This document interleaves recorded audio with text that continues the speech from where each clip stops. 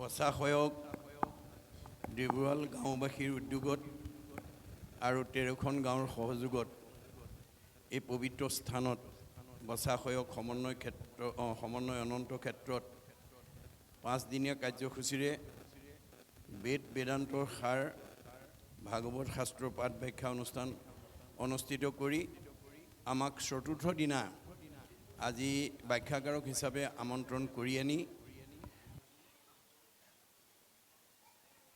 আপোনালোকৰ শ্ৰীচৰণ দৰ্শন কৰাৰ লগতে ভাগৱতৰ ওপৰত দুআষাৰ আলোচনা কৰাৰ যি সুযোগ প্ৰদান কৰিছে তাৰ বাবে মই সমূহ উদ্যোক্তা প্ৰমুখ্যে সহযোগী গাঁওবাসীলৈ মোৰ আন্তৰিক শ্ৰদ্ধা আৰু সেৱা নিবেদন কৰিছোঁ।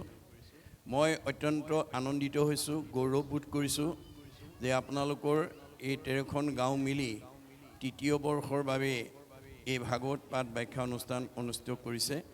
ইয়াৰ আগতো প্ৰায় 20 বছৰ কাল আপোনালোকে একাদিক্ৰমে এই ভাগৱত পাঠ চৰ্চা কৰি আহিছে।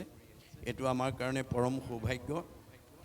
এই ভাগৱত যে আপোনালোকে এনেধৰণে অনুষ্ঠিত কৰিছে ইয়াৰ কাৰণে আপোনালোকৰ ওপৰত ভগৱানৰ কৃপা পৰিছে। আমাৰ ভাগৱততেই এই কথা উল্লেখ আছে, আপোনালোকতকৈও বহুত আগবঢ়া গাঁও থাকিব পাৰে, কিন্তু এনেকুৱা জগতৰ পবিত্ৰ হোৱা সমাজৰ পবিত্ৰ হোৱা অনুষ্ঠান ছবেই পাতিব নোৱাৰে পাৰে। আমাৰ ভাগৱতত কৈছে, শতকোটি জন্মান্তৰে হুৱে মহাভাগ, নৰসৰী ৰকজীৱে তেবে পাৱে লাগ, তাতো যেবে মূৰ দায়া ভৈল জাক প্ৰতি, সেহিহে কৰিব পাৰে আমাতো ভকতি। আপোনালোকৰ এইকেইখন গাঁৱৰ ওপৰত ভগৱানৰ কৃপা পৰিছে কাৰণে আপোনালোকে সমন্বয় ৰক্ষা কৰি এই অনুষ্ঠান অনুষ্ঠিত কৰি আহিছে আৰু এনেধৰণৰ পবিত্ৰ অনুষ্ঠানৰ জৰিয়তে আমাৰ সমাজ উঠি অহা প্ৰজন্মক আমি যাতে আধ্যাত্মিক আৰু নৈতিক আদৰ্শৰে আগুৱাই নি আমি প্ৰকৃত মানৱ সম্পদ গঢ়িব পাৰোঁ তাৰ এটা প্ৰয়াস আপোনালোকে কৰিছে। এই কথা ভবাৰ কাৰণেহে এইটো সম্ভৱ হৈছে। ভাৱেন লভতে সৰ্বম, আমি ভাবিলে সকলো কাম আমি সম্ভৱ কৰিব পাৰোঁ বা সকলো কাম ভগৱানৰ পৰা আদায় কৰিব পাৰিম। ভাৱেন দেৱ দৰ্শনম, ভাবিব পাৰিলে আমি দেৱতা দৰ্শন কৰিব পাৰিম। ভাৱেন লভতে পৰম জ্ঞানম, ভাবিব পাৰিলে আমি পৰম জ্ঞানৰ অধিকাৰী হ'ব পাৰিম। তস্মাৎ ভাৱ অৱলম্বনম, আমি এটা ভাল কাম কৰিম বুলি ভাবিব লাগিব। গতিকে নাভাবিলে আমাৰ কেতিয়াও ভাৱনা পূৰণ ভগৱন্তই নকৰে। গতিকে আপোনালোকৰ সমূহ ৰাইজলৈ মোৰ আন্তৰিক শ্ৰদ্ধা জ্ঞাপন কৰিছোঁ। আৰু আমাৰ এই অনুষ্ঠান আমি কিয় পাতিব লাগে, এই ভাগৱত আমি কিয় শুনিব লাগে, ভাগৱততে উল্লেখ আছে, আকৌ শুনি বন্ধ্যা নাৰী পুত্ৰ হুৱে গুণৱন্ত, দুৰ্জনো সজন হুৱে দুখী ধনৱন্ত। ভাগৱত শুনিলে সতী সন্তান নোহোৱা মহিলাই সুযোগ্য সন্তান পোৱাৰ যোগ্যতা পায়, দুষ্ট মানুহ শান্ত হৈ যায় আৰু দুখীয়া মানুহ ধনী হৈ যায়। সেইকাৰণে গুৰুজনে আমাক আহ্বান জনাইছে সমস্ত জীৱশ্ৰেষ্ঠ মানৱৰ প্ৰতি, কিন্তু আগে প্ৰথমত মহাশাস্ত্ৰ ভাগৱত শুনিওক মহাযত্ন কৰি। আমি ভাগৱত শুনিবলৈ মহাযত্ন কৰি আহিব লাগে। বিশেষণ লগাইছে বোলে লাভ কি হ'ব, বিষয়ৰ দুখ যত সকলে কৰিব হত, হৰি ভকতৰ সংগ ধৰি। আজিৰ দৰে ভকতৰ সংগত বহি যদি আমি ভাগৱতৰ কথা শুনিব পাৰোঁ, পাৰিবাৰিক জীৱন, দাম্পত্য জীৱন, যুগ্ম জীৱন, সাংসাৰিক জীৱন, সামাজিক জীৱনৰ সকলো দুখ দুৰ্গতিৰ পৰা আমি নিজক বচাব পাৰিম। সেইকাৰণে এই পবিত্ৰ ভাগৱত আজি আপোনালোকে এই বচাসয়ক সমন্বয় অনন্ত ক্ষেত্ৰত বহি শুনিছে। এই ভাগৱত পূৰ্বতে বৈকুণ্ঠত আছিল বুলি উল্লেখ কৰিছে। স্বাদত অমৃতময় পৰম আনন্দ ৰস পূৰ্বতে আছিলা বৈকুণ্ঠত, কৃষ্ণৰ কৃপাটো পাছে অৰ্ধেক বয়স গৈলে, পাইলা ব্ৰহ্মা পদ্মকল্পত। পদ্মকল্পত ব্ৰহ্মাই আধা বয়স যাওঁতে এই ভাগৱত শাস্ত্ৰ শ্ৰীনাৰায়ণৰ মুখৰ পৰা 4 শ্লোকত ব্ৰহ্মাই পাইছিলে। ব্ৰহ্মা দিলা নাৰদক ইটো ফলৰ ৰহস্যক, নাৰদে ব্যাসক আনি দিলা, নগৈল তিলেক ভাগি ইডালে সিডালে লাগি, শুক মুখে মাটিত নামিলা। যে ব্ৰহ্মাক 4 শ্লোকত দিছিলে, ব্ৰহ্মাই 6 শ্লোকক নাৰদক দিলে। নাৰদে 8 শ্লোকক ব্যাসক দিলে, ব্যাসে 10 শ্লোকৰ শুকক দিলে, শুকে 12 শ্লোকত পৰীক্ষিতক কোৱা ভাগৱত আজি আমি এই বছাছয়ক সমন্বয় অনন্ত ক্ষেত্ৰত বহি আমি শুনিবলৈ পাইছোঁ। গুৰুজনে কৈছে কৰা পান ফল ইটো যাৰো আছে ভাগ্য যিটো। আজি যিসকলে ইয়াত সহযোগিতা কৰিছে তেওঁলোকক ভাগ্যৱান বুলি কৈছে। ৰস বিভাৱনত চতুৰ বুলি কৈছে, টেঙৰ মানুহ বুলি কৈছে। সাধুৰ সংগ অনুসৰি কৃষ্ণ কথা কৰ্ণে ভৰি সমস্ত আপদ কৰা দূৰ। ভাগৱত শুনিলে আমি সমস্ত আপদৰ পৰা মুক্ত হ'ব পাৰোঁ। আমাৰ বাসনাবিলাকৰ মানে গাঁঠি লাগি আহিছে বুলি কৈছে জীৱৰ লগত। ভাগৱত শুনাৰ লগে লগে ভিদ্যতে হৃদয় গ্ৰন্থি ছিদ্যতে সৰ্ব সঞ্চয়। আমাৰ পূৰ্ব বাসনাৰ পৰা আমি মুক্ত হৈ আমি জীৱ পৰম গতি অধিকাৰী হ'ব পাৰোঁ। সেইকাৰণে আমি ভাগৱত শুনিব লাগে। আমাৰ ভাৰতবৰ্ষৰ প্ৰথম ভাগৱত শুনিবলৈ কোন বাধ্য হৈছিল?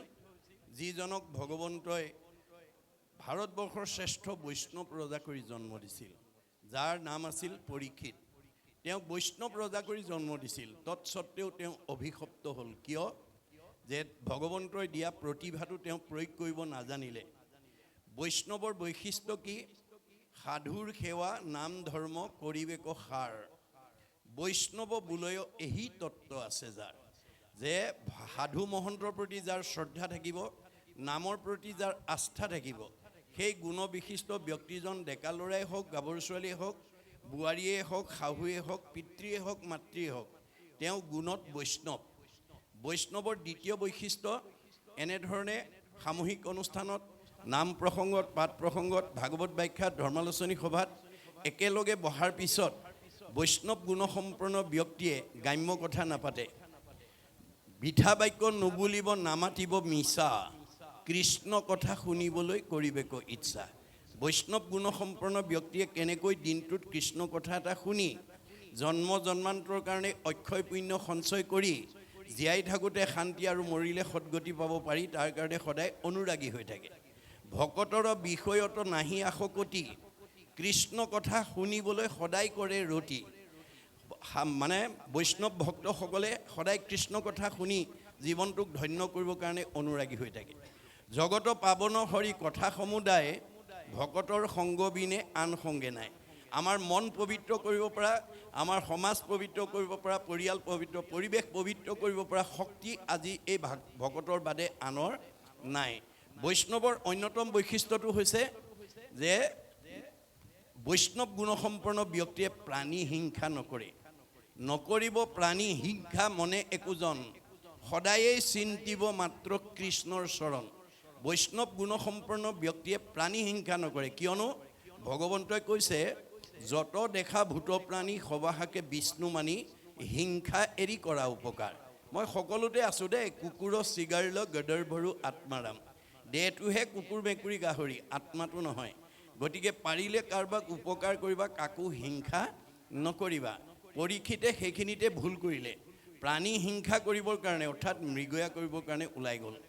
ওলাই যোৱাৰ লগে লগে তেওঁ ভাৱত পাপ সিদ্ধ হ'ল। পহুৰ পিছে পিছে দৌৰি দৌৰি পিয়াহত অণ্ঠকণ্ঠ শুকাই পানী বিচাৰি যেতিয়া সমীক ঋষিৰ আশ্ৰমত প্ৰৱেশ কৰিছিল, সমীক ঋষিয়ে তেতিয়া একান্ত মনে ঈশ্বৰক ধ্যান কৰি আছিল। কোন আহিছে কোন অহা নাই ক'ব নোৱাৰে।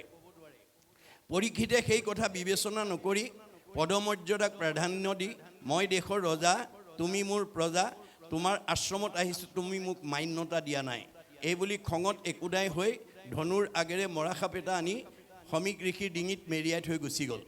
খবৰটো তেওঁ খেলি থকা পুত্ৰ শৃংগীমুনিয়ে লগৰীয়া মুখে গম পাই দৌৰি আহি দেখিলে হয় পিতাকৰ ডিঙিত কোনোবাই মৰা সাপ আঁৰি থৈ গৈছে। তেওঁ খঙত একো নাই হৈ লগে লগে অভিশাপ দি দিলে, মোৰ পিতাদেউৰ ডিঙিত যোনে এনেকৈ সাপ আঁৰি থৈ গৈছে, এই তক্ষকেই তেওঁ 7 দিনত দংশন কৰি মাৰিব। খবৰটো লগৰীয়া মুখে পৰীক্ষিতৰ কৰ্ণগোচৰ হোৱাৰ লগে লগে পৰীক্ষিতে মৃত্যুৰ ভয়ত ত্ৰস্তমান হ'ল আৰু পুতেক জন্মেজয়ক মাতি আনি ক'লে, বোপাই মই কৰ্মদোষত অভিশপ্ত হ'লোঁ, মোক 7 দিনত তক্ষকে দংশন কৰিব, মোৰ মৃত্যু অনিবাৰ্য। এই সপ্তদ্বীপা পৃথিৱী পৰিচালনাৰ দায়িত্ব মই তোমাৰ ওপৰত অৰ্পণ কৰিলোঁ আৰু মই কিবা প্ৰকাৰে তক্ষকৰ হাতৰ পৰা, কালৰ হাতৰ পৰা, মৃত্যুৰ হাতৰ পৰা নিজক বচাব পাৰোঁ নেকি উপায় বিচাৰি যাওঁ। এই বুলি তেওঁ ক'ত গ'ল? গংগাৰ পাৰত গৈ আশ্ৰয় ল'লে। এই কথাটোৱে আমাক কি কৈছে?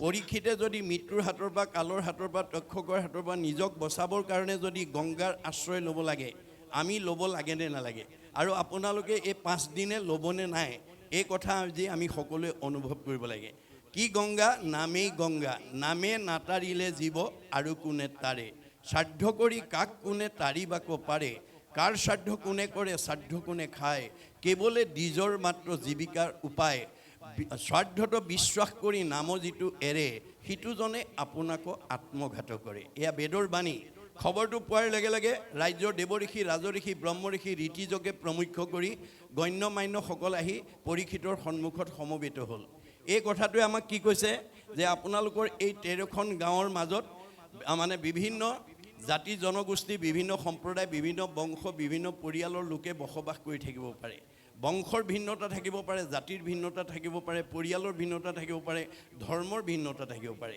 কিন্তু আত্মাৰ ভিন্নতা নাই আত্মা দৃষ্টিত আমি সকলো ভগৱানৰ অংশ জীৱ তোমাৰে সেই অংশ আমি যত জীৱ যাক তোমাৰ মায়াই প্ৰভু বান্ধিলে আমাক তোমাৰ মায়াই পাই আমাক আপোন পৰ ভেদভাৱ সৃষ্টি কৰিলে আমি প্ৰত্যেকেই ভগৱন্তক দাবী কৰিব লাগে দেও উপদেশ ভজু তোমাৰ চৰণে কৰ্মৰ বন্ধন সিন্ধু শ্ৰৱণ কীৰ্তনে আমি ভাগৱত শ্ৰৱণ কীৰ্তন কৰি তোমাৰ এই মায়াৰ বান্ধোনৰ পৰা যাতে আমি মুক্ত কৰিব পাৰোঁ তাৰ কাৰণে আমি সকলোৱে ভগৱানক জনাব লাগে পৰীক্ষিতে মৃত্যুৰ সময়ত সন্মুখত নিজক দেখাৰ লগে প্ৰেৰণা পালে সাহস পালে গতিকে আপোনালোকৰ এই 13খন গাঁৱৰ মাজত কাৰোবাৰ বিপদ আপদ এটা হ'লে মোৰ কোনো পৰিয়াল নহয় বংশৰ নহয় সমাজৰ নহয় বুলি যাতে আমি খবৰ এটা নোলোৱাকৈ থাকিব নালাগে গতিকে ভগৱানে বেয়া পাব কাৰণ ভগৱানে কাক ভাল পায় আমাৰ বাইবেলত কৈছে গড লাভছ হিম হু লাভছ হিজ ক্ৰিয়েচাৰ ভগৱানে তেওঁকেই ভাল পায় যিজনে তেওঁৰ সৃষ্টিৰ প্ৰাণীবিলাকক ভাল পায় বংশ পৰিয়াল নহ'ব পাৰে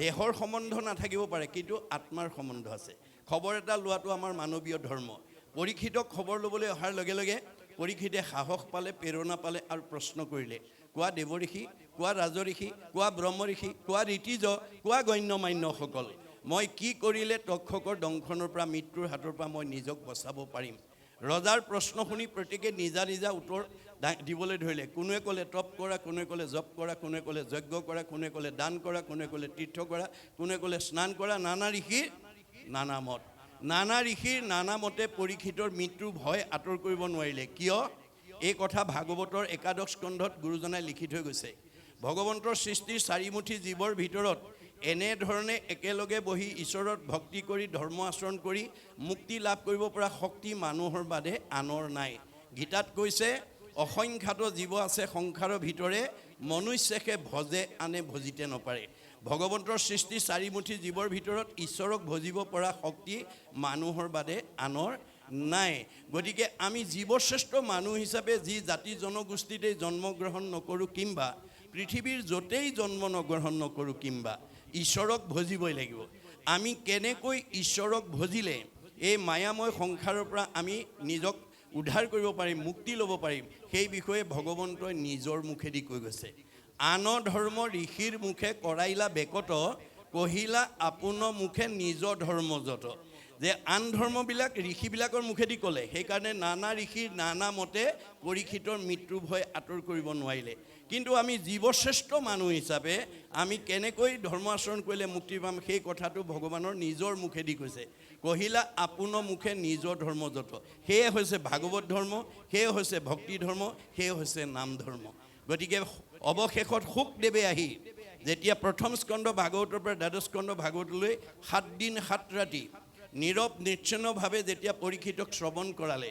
দ্বাদশ স্কন্ধ ভাগৱত শুনাৰ লগে লগে পৰীক্ষিতৰ ব্ৰহ্মজ্ঞান হৈ গ'ল মই ইমান সময় মৰিম বুলি যিটো ভয় কৰি আছিলোঁ তাৰ দেখোন মৃত্যুৱেই নাই অৰ্থাৎ আমাৰ জীৱৰ মৃত্যু নাই মৃত্যু কাৰ আছে দেহৰেহে ধৰ্ম জন্ম মৰণ আমাৰ দেহটোৰহে জন্ম মৃত্যু আছে জীৱৰ কি আছে সংস্কাৰ আৰু গতি আমাৰ সংস্কাৰ কেনেকৈ হ'ব আমি যদি আজিৰ দৰে জীৱন্ত অৱস্থাত প্ৰথম স্কন্ধৰ পৰা দ্বাদশ স্কন্ধ ভাগৱত শুনাৰ যদি সৌভাগ্য ল'ব পাৰোঁ নিজে পঢ়াৰ যদি সৌভাগ্য ল'ব পাৰোঁ আমাৰ জীৱ পৰীক্ষিতৰ দৰে গতি পাব গতিকে আমাৰ গতিটো কেনেকুৱা গীতাত কৈছে যেন জোকে তৃণ পাইলে এৰয় অপৰ জীৱৰ দেহৰ জানা সেহি পতন্তৰ আমাৰ দেহত থকা জীৱটো শ্ৰেণী জোকৰ লগত তুলনা কৰি দেখুৱাইছে ভাগৱতে অৰ্থাৎ গীতাই যে এটা শ্ৰেণী জোকে মুখৰ আগত এডাল বন নোপোৱালৈকে যেনেকৈ পিছৰডাল এৰি নিদিয়ে আমাৰ দেহত থকা জীৱটোৱে আন এটা দেহ নোপোৱালৈকে এইটো দেহৰ পৰা ওলাই নাযায়। দ্বিতীয় এটা উপমা দিছে, যেন নৱ বস্ত্ৰক পুৰুষে পিন্ধে আগ, পুৰাতন বস্ত্ৰ পাছে কৰে পৰিত্যাগ। আপুনি ফটা চোলা এটা পিন্ধি আছিল, নতুন এটা কিনি অনাৰ লগে লগে পুৰণাটো পেলাই যেনেকৈ আমি নতুনটো পিন্ধো, আমাৰ দেহত থকা জীৱটোৱে পুৰণা দেহটোৱে এৰি নতুন দেহলৈ যাব। এতিয়া আপোনাৰ দেহত থকা জীৱটো আপুনি ওপৰলৈ পঠাবনে তললৈ পঠাব? গতি দুটা, হয় ঊৰ্ধ্বগতি নহয় অধোগতি, হয় আপগ্ৰেড নহয় ডিগ্ৰেড। গতিকে আপোনাৰ দেহত থকা জীৱটো তললৈ পঠিওৱা ওপৰলৈ পঠিওৱা দায়িত্ব আপোনাৰ। সেইকাৰণে দাৰ্শনিক পণ্ডিতে কৈছে, you are the curator of your own destiny. আমাৰ ভাগ্যখন আমি নিজেই গঢ়ি তুলিব লাগিব। আমাৰ পৰিয়ালটো আমি ভাল কৰিব লাগিব। আমাৰ সমাজখন আমি ভাল কৰিব লাগিব। মাধৱদেৱে কৈছে, আপুনি আপোনাৰ শত্ৰু, আপুনি আপোনাৰ মিত্ৰ, আপুনি আপোনাৰ ৰাখে মাৰে, হৰিক নভজি নৰে, আপুনি হৈ নষ্ট, হৰি ভজি আপোনাক তাৰে। আজিৰ দৰে যদি আমি ঈশ্বৰক ভজনাৰ পৰিৱেশৰ মাজেদি আমি উঠি অহা প্ৰজন্মক আমি আগুৱাই নিব পাৰোঁ, আমাৰ এইখন গাঁৱত জন্মগ্ৰহণ কৰা সকলো জীৱই পৰীক্ষিতৰ দৰে গতি পাব। এইটো অকল ধৰ্ম দৰ্শনেই নহয়, বিজ্ঞানেও স্বীকাৰ কৰিছে। আমাৰ পৃথিৱীৰ উপৰিভাগত যি বায়ুমণ্ডল আছে, তাক ঘনত্বৰ ওপৰত নিৰ্ভৰ কৰি বিজ্ঞানে প্ৰধানকৈ 3টা স্তৰত ভাগ কৰি দেখুৱাইছে: টপস্ফিয়াৰ, টেট্ৰস্ফিয়াৰ, আইনস্ফিয়াৰ। আইনস্ফিয়াৰক আটাইতকৈ ওপৰৰ স্তৰ বৈতৰণী বুলি কল্পনা কৰা হৈছে। ভাগৱত শুনা, ঈশ্বৰৰ কথা গোৱা, ঈশ্বৰৰ কথা শুনা জীৱ ইমান নিৰ্মল হৈ যাব, প্ৰয়াণৰ পিছত ৰকেটৰ দৰে 3টা লেয়াৰ ভেদ কৰি 14 ব্ৰহ্মাণ্ডৰ বাহিৰত মানে শুদ্ধ জীৱ ভকতৰ কাৰণে নিৰ্মাণ কৰা বৈকুণ্ঠত অৱস্থান কৰিব আৰু ঘূৰি আহিব নালাগে। ভাগৱত শুনিবলৈ কিয় আহিব লাগে? জন্ম ৰহিত হ'বৰ কাৰণে। ভাগৱত নুশুনা জীৱ যিমান ধনৱন্ত, বিদ্যাৱন্ত, শ্ৰীমন্ত, সম্পদশালী নহওক কিম্বা, এই 3টা লেয়াৰৰ ভিতৰতে ঘূৰি থাকিব লাগিব। পুনৰপি জনমম পুনৰপি মৰণম। আপুনি জীৱনত যিমানেই দামী কাপোৰ নিপিন্ধক কিম্বা, মলি পৰিবই। মলি গুচাবলৈ আপুনি চাবোন বা চাৰ্ফ ব্যৱহাৰ কৰিবই লাগিব। আপুনি যদি দামী কাপোৰ পিন্ধিছোঁ বুলি চাবোন চাৰ্ফ ব্যৱহাৰ নকৰে, আপোনাৰ দামী কাপোৰখনৰ পৰা মলি নিজে আঁতৰ নহয়। তদ্ৰূপ আপুনি গাঁওখনৰ ভিতৰত ধনৱন্ত, বিদ্যাৱন্ত, শ্ৰীমন্ত, সম্পদশালী, বুদ্ধিমন্ত, জ্ঞানী বুলি যদি মনতে ভাবি পেলাই যদি এই 5দিনীয়া অনুষ্ঠানত আহি ভাগৱত নুশুনে, সেইটো জীৱ কেতিয়াও সংস্কাৰ হ'ব নোৱাৰে। সেই জীৱটো এই 3টা লেয়াৰৰ ভিতৰতে ঘূৰি থাকিব লাগিব। সেইকাৰণে আমি ভাগৱত শুনিবলৈ আহিব লাগে। গতিকে এতিয়া এই শেষ দশমত ইতিমধ্যে আপোনালোকে পাঠকৰ মুখেদি শুনিলে যে এতিয়া আমাৰ শেষ দশমৰ এই পাঠটোত এনেকুৱা এটা কাহিনীৰ জৰিয়তে মহাপুৰুষ গুৰুজনাই আমাক আধ্যাত্মিক শিক্ষা দিব বিচাৰিছে যে আমি ঈশ্বৰক বিচাৰিব নালাগে, ভগৱানক আমি বিচাৰিব নালাগে, ভগৱানেহে আমাৰ ঘৰ বিচাৰি ফুৰে। আমি সুখ বিচাৰিব নালাগে, সুখেহে আমাৰ ঘৰ বিচাৰি ফুৰিব। আমি দুখ বিচাৰিব নালাগে, দুখেহে আমাৰ ঘৰ বিচাৰি ফুৰিব। গতিকে এই তথ্য ভাগৱতৰ মাজেদি আমাক দিছে। গতিকে যিখন ঘৰত পুৱা গধূলি ধূপ ধূনা জ্বলিব, ঈশ্বৰ উপাসনা কৰিব, সেইখন ঘৰত কৃষ্ণ থাকিব। যেই নাম সেই হৰি, জানা নিষ্ঠ কৰি, নামৰ সংগ নচাৰন্ত হৰি। আমাৰ সেইকাৰণে মানুহ জন্ম পায়, আমাৰ প্ৰত্যেকখন ঘৰতে পুৱা গধূলি যাতে ধূপ ধূনা জ্বলাই ঈশ্বৰ উপাসনা কৰাৰ এটা ব্যৱস্থা আমি ৰাখিব পাৰোঁ, তাৰ কাৰণে আমি গুৰুত্ব দিব লাগিব। মানে হৰি গুণনাম শ্ৰৱণ কীৰ্তন, ভজিও হৰিচৰণ, মনুষ্য হুইবাৰ এহি মানে মাত্ৰ জানা নিজ প্ৰয়োজন। আমি যে 4 মুঠি জীৱৰ ভিতৰত সৰ্বশ্ৰেষ্ঠ উপাধি পালোঁ, আমাৰ প্ৰথম দায়িত্বটো হৈছে ঈশ্বৰক ভজনা কৰিব লাগিব। গতিকে যিখন ঘৰত ঈশ্বৰৰ প্ৰাৰ্থনা নাম ল'ব, সেইখন ঘৰত কৃষ্ণ থাকিব। কৃষ্ণ থকা ঘৰখনৰ মানুহ আনন্দত থাকিব, মিলা প্ৰীতিত থাকিব, মৰম স্নেহত থাকিব, একতাৰ দোলেৰে বান্ধ খাই থাকিব। আৰু যিখন ঘৰত আজি তাৰিখলৈকে সেই পৰিৱেশ নাই, সেইখন ঘৰলৈ কোন আহিব? আমাৰ দ্বাদশ স্কন্ধ ভাগৱতত কৈছে, শ্ৰৱণ কীৰ্তন জৈত কৃষ্ণৰ নকৰে, তৈতেখে ৰাক্ষসীগণে বিঘিনি আচৰে। যিখন ঘৰত পুৱা গধূলি ধূপ ধূনা নজ্বলে, ঈশ্বৰ উপাসনা নকৰে, সেইখন ঘৰলৈ অঘাসুৰ, বকাসুৰ, পলম্বাসুৰ, অৰিষ্টাসুৰ, পুতনা, ব্যোমাসুৰ, ধেনুকাসুৰ চব অসুৰবিলাক আহি যাব। কায়িকভাৱে নহয়, স্বভাৱগতভাৱে আহিব। অৰ্থাৎ আমাৰ কিছুমান গৃহস্থী মানুহ আছে, কথা ক'বই নোৱাৰি, টিঙিচকৈ খং উঠে, কথা ক'বই নোৱাৰি, লাঠিডাল উলিয়াই আনেই, কথা ক'বই নোৱাৰি, ঠেহ পেচ লাগি চকু পানী উলিয়াই 3-4 দিনমানলৈ ভাত পানী নাখায়েই। এনেকুৱা স্বভাৱ যিখন ঘৰৰ পৰিয়ালৰ আছে, সেইখন অসুৰ থকা পৰিয়াল। সেই অসুৰ থকা মানে সেই আসুৰিক প্ৰবৃত্তিবিলাকক যেতিয়ালৈকে আমি উলিয়াই পঠিয়াব নোৱাৰিম, তেতিয়ালৈকে সেইখন ঘৰত শান্তি নহ'ব।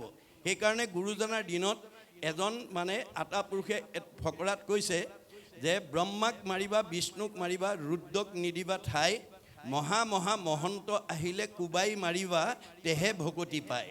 গতিকে ব্ৰহ্মাক মাৰিবা মানে ৰজগুণ মাৰিব লাগিব, ৰুদ্ৰক মাৰিবা মানে তমগুণ মাৰিব লাগিব, বিষ্ণুক মাৰিবা মানে শতগুণ মাৰিব লাগিব, মৰা মানে সংস্কাৰ, আৰু মহা মহা মহন্ত আহিলে কোবাই মাৰিবা মানে কাম ক্ৰোধ লোভ মোহ মদ মাৎসৰ্য এইবিলাকক আমি আহাৰ দিব নালাগিব। সেই স্বভাৱটোক আমি আহাৰ দিব নালাগিব, অৰ্থাৎ আনৰ বেয়া কথা পাতিব নালাগিব।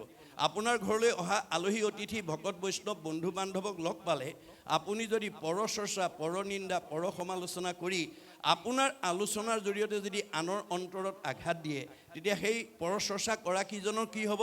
পাপায় পৰপীড়নম। আপোনাৰ আলোচনাই যদি আনৰ অন্তৰত আঘাত দিয়ে আপোনাৰ পাপ হ'ব। ভগৱানে কৈছে কাক আঘাত দিছা? চবতে দেখোন ময়ে আছোঁ। মোকেই দুখ দিবা, মোকেই আঘাত দিবা, মোকেই অন্যায় কৰিবা, মোকেই ঠগিবা, মোৰে সীমা ঠেলিবা, আকৌ তোমাক মই ভালে ৰাখিব লাগে। নহ'ব। ভাগৱত শুনি এই বেয়া স্বভাৱবিলাক এৰিব লাগিব। ভাগৱত শুনিবলৈ কিয় আহিব লাগিব?